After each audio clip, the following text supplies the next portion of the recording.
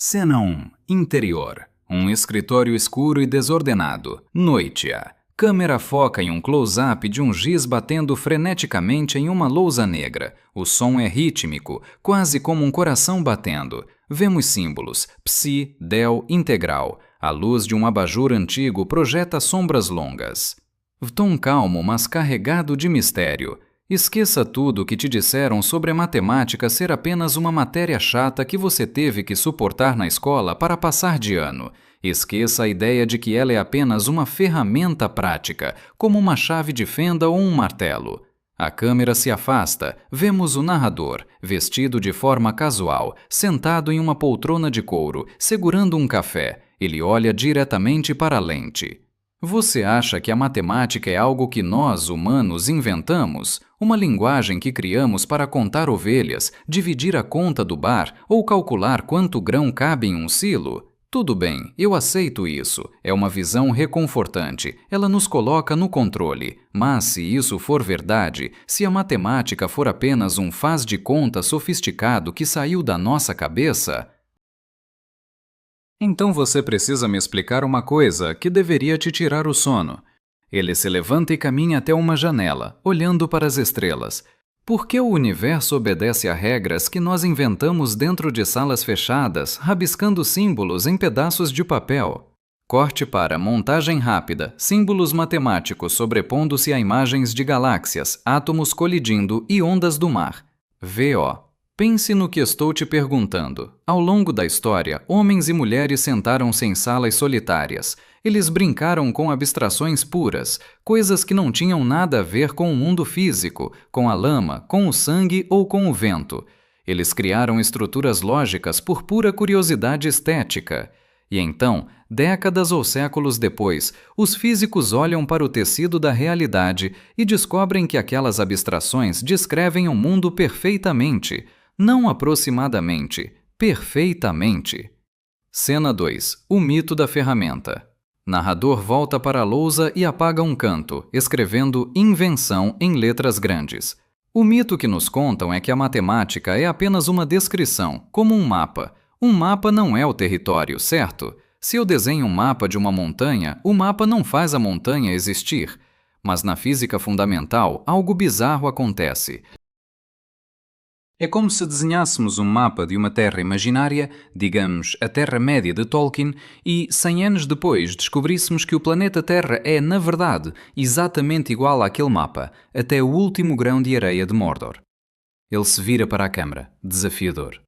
Se eu invento um jogo, como o xadrez ou o banco imobiliário, a realidade não se reorganiza para seguir as minhas regras. Se eu decido que, no meu jogo, o cavalo pula em L, os cavalos de verdade lá fora não começam a galopar em ângulos retos. Mas com as regras matemáticas, o universo se curva a elas, todas as vezes. Cena 3. A analogia do cérebro na savana. Imagens de documentários de natureza, primatas caçando, coletando frutas. Pense na evolução. Nossos cérebros evoluíram para propósitos muito específicos: encontrar frutas maduras, evitar predadores e navegar em relacionamentos sociais complexos na savana africana. Evoluímos para entender como uma pedra voa quando a jogamos em um antílope. Nós não evoluímos para entender a teoria quântica de campos ou a relatividade geral. Não havia pressão evolutiva para entender o que acontece no coração de uma estrela de nêutrons. Então, por que construções arbitrárias saídas de cérebros de primatas se mapeiam de forma tão precisa na estrutura profunda da realidade? Ele faz uma pausa dramática. Isso é como inventar o élfico como uma língua de fantasia para um livro e, anos depois, captar um sinal de rádio de uma galáxia distante e descobrir que os alienígenas lá do outro lado falam élfico fluentemente, com a mesma gramática e vocabulário. Não deveria acontecer. É um escândalo escondido à plena vista. É uma coincidência grande demais para ser apenas uma coincidência. Prepare-se, porque hoje eu vou-te mostrar que a matemática não é apenas o que você pensa. Ela é o código-fonte da realidade. E o fato de que nós podemos lê-lo, bem, isso é o maior mistério de todos. A música sobe de tom. O título do vídeo aparece: O Escândalo da Matemática. Invenção ou descoberta? Cena 3. Interior. O escritório, noitio.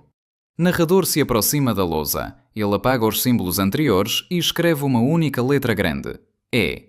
Deixe-me te contar uma história que deveria te manter acordado à noite. Uma história sobre um homem, um pedaço de papel e um fantasma que a matemática conjurou do nada. O nome dele era Paul Dirac. Era 1928. Corte para animação estilizada. Londres, anos 20. Preto e branco, exceto pelos símbolos matemáticos que brilham em azul neon. Dirac era um físico teórico. Ele não estava em um laboratório cercado de tubos de ensaio ou máquinas barulhentas. Ele estava sentado em uma mesa, jogando um jogo de lógica pura. Ele queria unir as duas maiores teorias da época, a mecânica quântica, que descreve o mundo do muito pequeno, e a relatividade especial de Einstein, que descreve o mundo do muito rápido. O narrador escreve a equação de Dirac na lousa: I gama mi parcial mi menos m, psi igual a zero. Para o olho destreinado, isso parece um amontoado de rabiscos, mas para Dirac era uma busca pela beleza. Só que havia um problema matemático irritante. Quando ele resolveu essa equação para descrever o elétron, a matemática cuspiu dois resultados. Como quando você pergunta qual é a raiz quadrada de 4, a resposta pode ser 2 ou pode ser menos 2. Ele circula um sinal de menos gigante na lousa. A equação de Dirac exigia a existência de uma partícula com energia negativa, algo que, pela lógica física da época, era um absurdo total. Seria como dizer que você pode ter menos 5 quilos de maçãs na sacola. Dirac odiou isso. Ele tentou de tudo para se livrar desse resultado negativo. Ele tentou consertar a matemática, empurrar o erro para debaixo do tapete, fingir que aquele sinal de menos era apenas um erro de digitação da natureza. Cena 4. O diálogo com o ouvinte teimoso. Narrador se senta na beirada da mesa, olhando para o lado, como se houvesse alguém sentado ali. Mas espera aí, se a matemática estava dando um erro, não era só sinal de que o Dirac tinha errado a conta? Se eu somo 2 mais 2 e dá 5, eu não digo que a natureza está errada, eu digo que eu sou ruim de conta. Exatamente, esse é o ponto racional, é o que qualquer pessoa sã pensaria. Minha ferramenta deu um defeito, vou jogar fora. Mas a matemática de Dirac era elegante demais para estar errada. Ela se recusava a ser alterada, ela insistia, ela dizia a Dirac: eu não me importo com o que você acha que é real. Eu estou te dizendo que existe uma partícula com a mesma massa do elétron, mas com carga oposta, um elétron positivo, uma antipartícula. Dirac finalmente cedeu. Em 1931, ele publicou um artigo sugerindo que esse fantasma matemático poderia ser real. A comunidade científica achou que ele estava louco. Antimatéria soa como ficção científica barata. Cena 5. A revelação do mundo real. Corte para fotografia histórica. Uma câmara de nuvens com um traço curvo. Corta para 1932. Um físico chamado Carl Anderson está estudando raios cósmicos, partículas que vêm do espaço, usando um dispositivo chamado câmara de nuvens. Ele tira uma foto. Ele vê o rastro de uma partícula. Ela tem a massa exata de um elétron, mas ela curva para o lado errado no campo magnético. Ela é positiva. O positron, a antimatéria, exatamente o que a equação de Dirac exigia. Pare e pense nisso por um segundo. Respire. Dirac não descobriu a antimatéria olhando pelo telescópio ou mexendo em ímãs. A matemática descobriu a antimatéria. Ele escreveu símbolos no papel e esses símbolos contaram a ele algo sobre a estrutura profunda da realidade que nenhum ser humano jamais tinha observado. E 4 anos depois, o universo confirmou: sim, Paul, você está certo. Eu sigo as suas regras. Cena 6. Analogia do detetive e o espelhão narrador. Imagina que você é um detetive investigando um crime. Você entra em uma sala vazia, olha para um espelho e vê o reflexo de um assassino. Mas quando você olha para trás, para a sala real, não há ninguém lá. Você diria que o espelho está quebrado, certo? Mas aí você estica a mão e toca o ar, e sente o rosto de alguém que é invisível aos seus olhos, mas perfeitamente visível no reflexo. Ele aponta para a lousa novamente. A matemática é esse espelho. Ela vê o que nossos sentidos não conseguem, ela antecipa a realidade. E isso nos leva à pergunta proibida: se a matemática é apenas uma invenção humana, como ela pode ter autoridade sobre o que existe ou não existe no cosmos? Como uma ferramenta de contagem pode prever a existência de um novo tipo de matéria que ninguém sabia que existia. O narrador caminha em direção à câmara, a expressão ficando séria. Você pode pensar que o caso de Dirac foi sorte, um palpite de gênio que deu certo, um fluxo estatístico. Mas se eu te disser que isso aconteceu de novo, e de novo, e de novo. Deixa-me te mostrar o que acontece quando a matemática decide que a luz não é o que você pensa que é. A luz do cenário começa a oscilar violentamente como ondas de rádio. Vamos falar de James Clerk Maxwell e de como 4 linhas de álgebra criaram um mundo tecnológico onde você vive hoje, décadas antes de qualquer sinal de rádio ser detectado. A tela escurece lentamente até sobrar apenas o brilho do sinal de menos na lousa. Cena 7. Interior. O escritório. Noite. Narrador caminha entre pilhas de livros antigos. Ele segura um pequeno rádio de pilha sintonizando entre as faixas, produzindo aquele chiado característico de estática. Você ouve isso? Esse chiado entre as estações? Para a maioria é apenas ruído, mas para a matemática isso é uma profecia realizada. Ele coloca o rádio sobre a mesa e aponta para um retrato de James Clerk Maxwell na parede. Londres, 1865. Maxwell não estava tentando inventar o Wi-Fi ou o Bluetooth, ele estava apenas tentando colocar ordem na casa. Naquela época, eletricidade e magnetismo eram como 2 primos que se davam bem, mas ninguém sabia explicar porquê. Maxwell pegou o que sabíamos e destilou tudo em 4 equações elegantes. 4. Ele escreve as equações de Maxwell na lousa com gestos rápidos e fluidos. Mas aqui está o pulo do gato. Quando Maxwell começou a manipular essas equações, como quem resolve um quebra-cabeça de Sudoku, algo bizarro caiu no colo dele. A matemática começou a cantar uma música que ninguém nunca tinha ouvido. Ela previa que campos elétricos e magnéticos poderiam se entrelaçar e viajar pelo espaço na forma de ondas. Cena 8. A analogia do velocímetro da realidade. Narrador pega uma lanterna e a liga, apontando o feixe para a lente da câmara. Maxwell usou suas equações para calcular a velocidade com que essas ondas viajariam. Ele fez as contas. O número que apareceu no papel foi de aproximadamente 300 mil km por segundo. Maxwell parou. Ele piscou. Ele conhecia aquele número. Era a velocidade da luz, que já havia sido medida de forma independente por experimentos ópticos. Ele apaga a luz da lanterna drasticamente. Naquele momento, Maxwell percebeu: a luz não é apenas luz, ela é uma onda eletromagnética. Mas a matemática não parou por aí. Ela foi mais longe, de forma quase arrogante. As equações diziam que essas ondas poderiam existir em qualquer frequência. Ondas muito longas, ondas muito curtas, ondas que nenhum olho humano jamais tinha visto.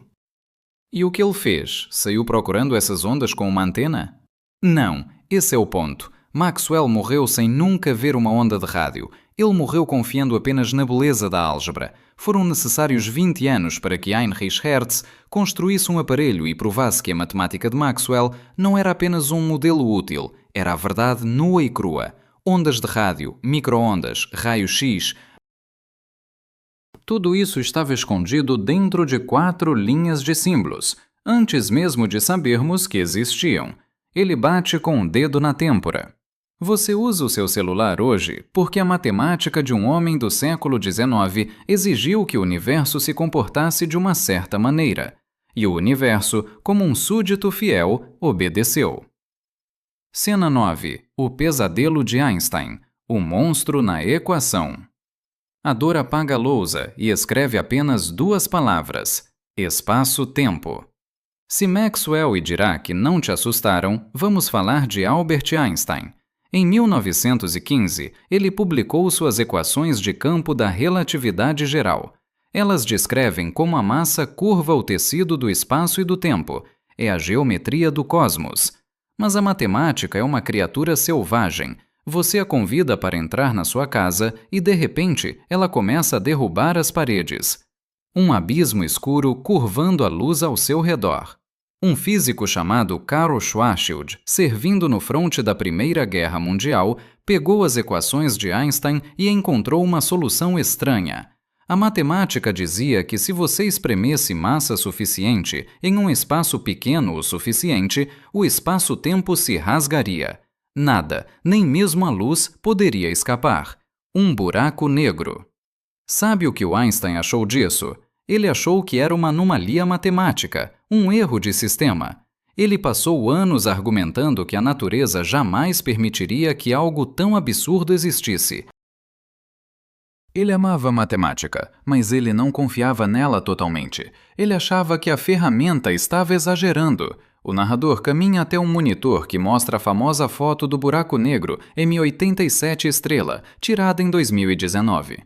Um século depois, nós tiramos uma foto, e lá estava ele, exatamente como a matemática de Schwarzschild previu enquanto ele estava em uma trincheira lamacenta em 1916. O universo não se importa com o que Einstein achava razoável. O universo se importa com o que a matemática exige. Cena 10. O paradoxo do macaco e o alienígena. Narrador se senta no chão do escritório, cercado por papéis, parecendo genuinamente intrigado. Aqui é onde entramos no território da vertigem filosófica. Existem apenas duas possibilidades, e ambas são profundamente estranhas. Ele levanta um dedo. Possibilidade 1. A matemática é inventada. Nós a criamos como criamos o idioma português ou o jogo de damas. Mas se isso for verdade, a obediência do universo às nossas invenções é um milagre de proporções bíblicas. Por que as galáxias há bilhões de anos-luz seguiriam uma gramática inventada por primatas que acabaram de aprender a cozinhar carne? É como eu disse antes, é como inventar o élfico e descobrir que os alienígenas o falam fluentemente. Não faz sentido. Ele levanta o segundo dedo. Possibilidade 2. A matemática é descoberta. Os teoremas existem em algum lugar, independentes de nós. 2 mais 2 era igual a 4 antes do Big Bang e continuará sendo depois que a última estrela se apagar. Nós somos apenas arqueólogos de uma estrutura invisível. Mas se isso for verdade, onde essa estrutura reside? Como podemos tocar o número 7 se ele não tem massa, não tem cor e não está em lugar nenhum do espaço? O narrador olha para a câmara, os olhos brilhando. Estamos diante de um escândalo. Ou a realidade é um espelho milagroso da mente humana, ou a mente humana tem acesso a um reino de verdades que está além da matéria. Qual dessas opções te assusta mais?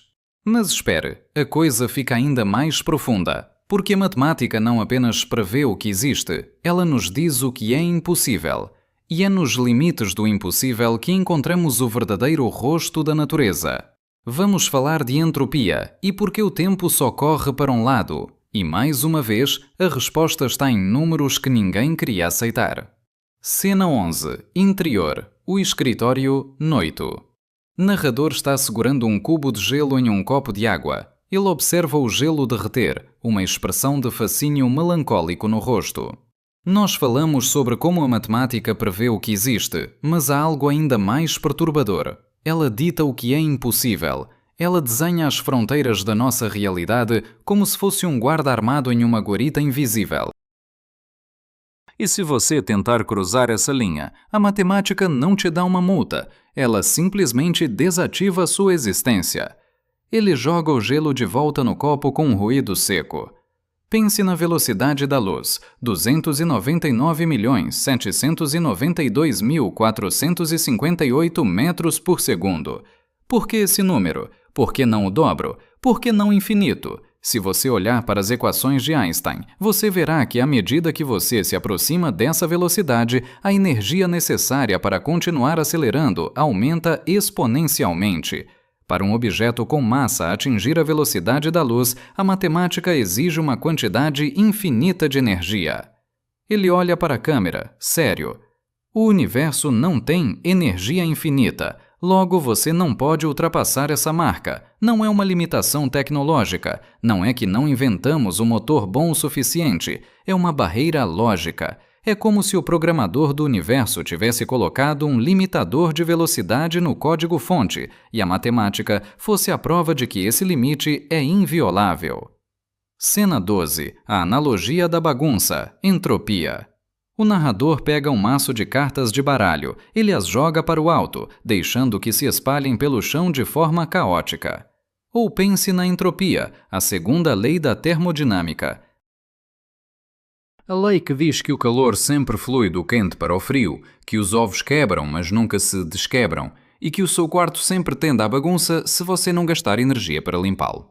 Ele se abaixa e apanha uma única carta, o As de Espadas. Você já se perguntou por que o tempo só corre para o futuro? Porque não lembramos do amanhã. As leis básicas da física, Newton, Maxwell, funcionam perfeitamente bem se você inverter o tempo. Elas são simétricas. Mas a matemática da probabilidade diz o contrário. Ludwig Boltzmann, um dos maiores génios da história, provou que a desordem é simplesmente muito mais provável que a ordem. Ele olha para as cartas espalhadas. Existem trilhões de maneiras de essas cartas estarem bagunçadas no chão, mas existe apenas uma maneira de elas estarem perfeitamente organizadas em uma pilha por ordem e naipe. A matemática da estatística é a razão pela qual o universo está morrendo. É a razão pela qual você envelhece. É a ditadura dos números sobre a nossa biologia. E sabe o que é o mais louco? Boltzmann foi ridicularizado por sugerir que átomos e estatística governavam o tempo. Ele tirou a própria vida antes de ver o mundo aceitar que ele estava certo. Ele morreu por uma verdade matemática que o mundo ainda não estava pronto para ver. Cena 13. O número que não existe. O imaginário real. O narrador caminha de volta para a lousa. Ele escreve I igual a -1. Aqui está a prova definitiva de que a matemática é mais real que a nossa intuição. Durante séculos, os matemáticos brincaram com números imaginários. A raiz quadrada de um número negativo. Isso é um absurdo lógico, certo? Nenhum número multiplicado por si mesmo resulta em algo negativo. 2 vezes 2 igual a 4. Menos 2 vezes menos 2 igual a 4. Então é lixo, é um erro de sistema. Se eu não posso ter menos uma maçã quadrada, o número não existe. Foi o que todos disseram por 300 anos. Números imaginários são apenas uma curiosidade, um truque para resolver equações difíceis. Mas então veio a mecânica quântica, e os físicos descobriram que, sem o número imaginário I, você não consegue descrever como um elétron se comporta. A função de onda, que define toda a matéria do universo, exige números imaginários para funcionar. Parem tudo e pensem nisso. Nós inventamos um número que chamamos explicitamente de imaginário, porque ele não fazia sentido no mundo físico, e descobrimos que o mundo físico, em seu nível mais fundamental, é construído com esse número. Se isso não é uma prova de que a matemática está lá fora, nos esperando, eu não sei o que é. Cena 14. Analogia do jogo de videogame. Imagine que você vive dentro de um videogame sofisticado. Você caminha, você sente o vento, você vê cores. Mas, se você for um personagem muito inteligente, você começa a perceber padrões. Você percebe que sempre que você pula, você cai com a mesma aceleração. Você começa a investigar os limites do seu mundo e encontra paredes invisíveis. Ele se aproxima da câmera em um close extremo. A ciência é o personagem tentando ler o código-fonte do jogo, e o que estamos descobrindo é que o código não é feito de pixels ou de matéria. O código é feito de lógica pura, geometria não euclidiana, que foi inventada como um jogo mental por Gauss e Riemann no século XIX, acabou sendo a geometria exata que Einstein usou para explicar como o Sol curva o espaço ao seu redor. Espaços de Hilbert com infinitas dimensões, que pareciam delírios matemáticos, são os palcos onde a realidade quântica atua. Cena 15. O paradoxo da compreensão. Volta a se sentar na poltrona. A iluminação agora é suave, quase etérea. Isso nos deixa em uma posição humilhante e gloriosa ao mesmo tempo. Humilhante porque percebemos que o universo não foi feito para nós. Ele não segue a nossa lógica de senso comum. Ele segue uma lógica matemática fria, precisa e muitas vezes contraintuitiva. Ele faz uma pausa, olhando para as próprias mãos. Mas é glorioso porque, por algum motivo que ninguém consegue explicar, nós conseguimos entender. 3 quilos de tecido úmido e gordura dentro do seu crânio são capazes de formular equações que descrevem o nascimento de galáxias a bilhões de anos-luz de distância e o comportamento de partículas tão pequenas que nem sequer podem ser chamadas de coisas. Por que o universo é compreensível? Essa é a maior pergunta de todas. O universo poderia ser um ruído caótico, poderia ter padrões tão complexos que nenhuma mente finita jamais os alcançaria. Mas ele é elegante. Ele é simples em sua base. Ele se repete. A mesma lei do inverso do quadrado que faz a luz da sua lâmpada diminuir com a distância é a lei que mantém a Terra em órbita ao redor do Sol.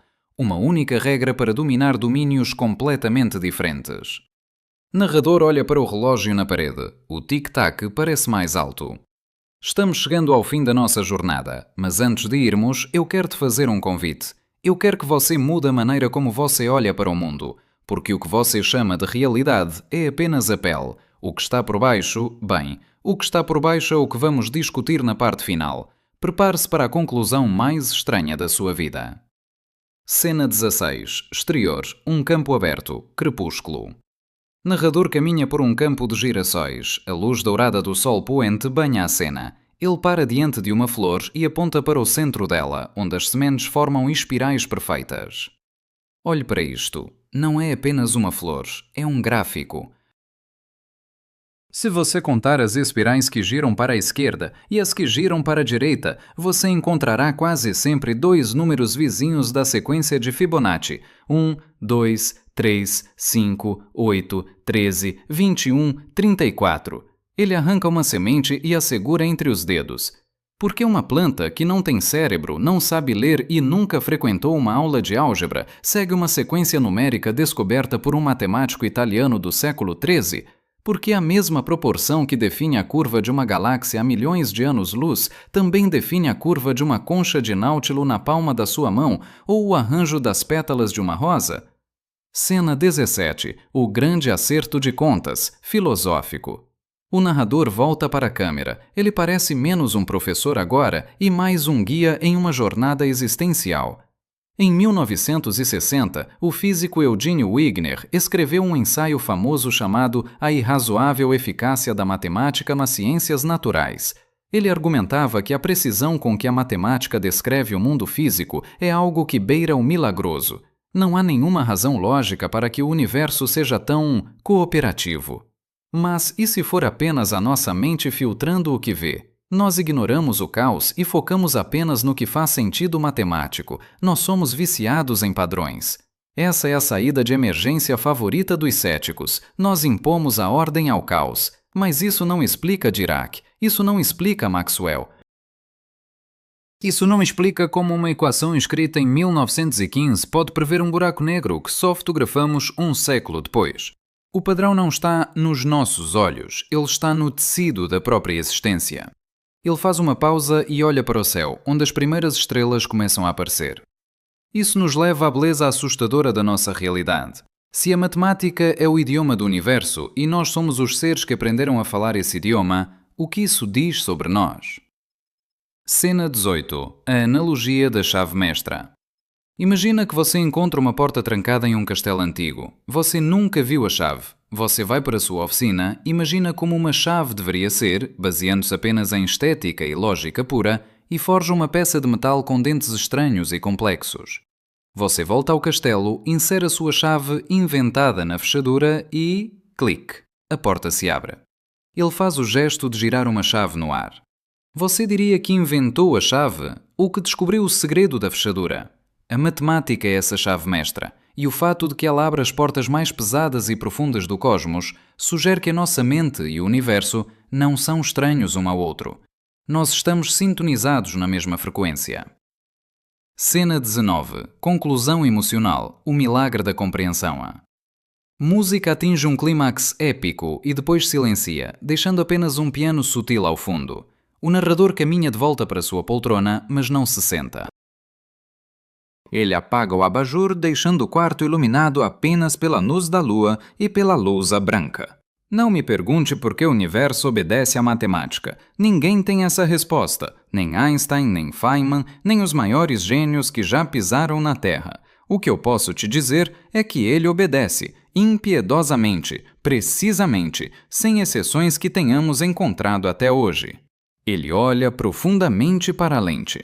Da próxima vez que você vir uma equação, não pense em símbolos abstratos ou tortura escolar. Pense nisso como uma janela. Alguém escreveu esses símbolos e o universo disse sim.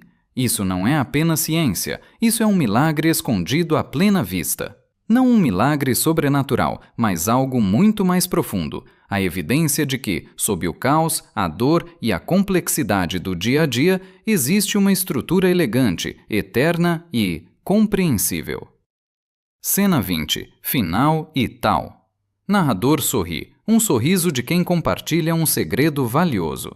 O maior mistério de todos não é que não entendemos o universo, é que nós podemos entendê-lo, que 3 quilos de tecido úmido dentro do seu crânio podem governar as estrelas. Se isso te deu aquele frio na espinha, se isso te fez ver o mundo de uma forma que você nunca imaginou, então você está no lugar certo.